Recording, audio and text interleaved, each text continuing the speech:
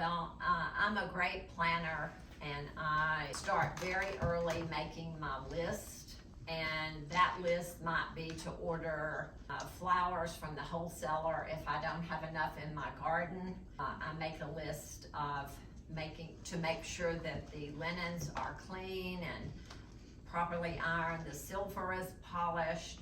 So I start very early, and my husband makes great fun of me because I set the table for any gathering days ahead of time, because I love to come through the kitchen or the keeping room or wherever and see my table already set.